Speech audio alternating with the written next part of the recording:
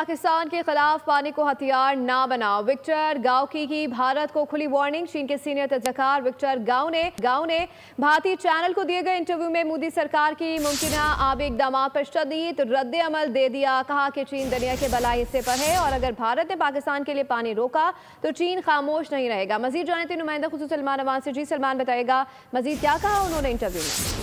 जी बिल्कुल, doctor Victor गाओ चीनी हुकूमत से मुंसलिक इंतहाई अहम दानिश्वर हैं, दिफाई माहिर हैं और उनकी जानिब से जो वार्निंग है वो भारत की आंखें खोलने के लिए, कान खोलने के लिए बिल्कुल काफ़ी है। और उन्होंने वादे किया है कि भारत जो है वो ऑन ग्राउंड सिचुएशन से ज़रा वाकिफ रहे, उसके ऊपर उसको हकीकत से आगाह होना चाहिए। अगर पाकिस्तान लो राइपेरियन कंट्री है, पाकिस्तान दरिया के पानी के बहाव के निचेबी इलाके में वाक़ है, तो उसको याद रखना चाहिए भारत को कि चीन सबसे ऊपर है। तमाम दरिया जो कि पाकिस्तान में भारत में जाते हैं, बशमूल दरिया सिंध, दरिया ब्रह्मपुत्र, ये तमाम के तमाम दरिया चीन से, तिब्बत से निकल कर जाते हैं। और अगर चीन चाहे तो वो कुछ कर सकता है जो भारत पाकिस्तान के साथ करना चाह रहा है, तो भारत को पाकिस्तान के साथ वो कुछ नहीं करना चाहिए जो वो चाहता है कि चीन उसके साथ ना करे। तो पाकिस्तान का पानी रोकने की किसी भी कोशिश को चीन अपनी जो तहादी सालमियत है उसके ऊपर हमला समझेगा। भारत जो है वो दरिया के पानी के बहाव के, जैसा कि हम बात कर रहे हैं, दरमियानी हिस्से में है और अगर वो नीचे वालों के साथ ज्यादती करेगा तो फिर उसको सोचना चाहिए कि चीन क्या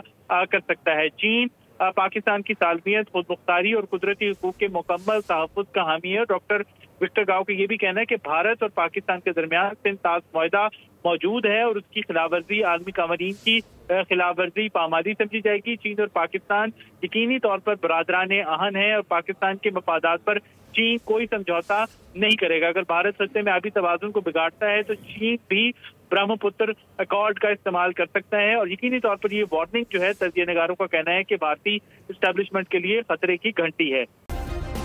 सब्सक्राइब करें और बेल दबाएं ताकि कोई खबर रह न जाए।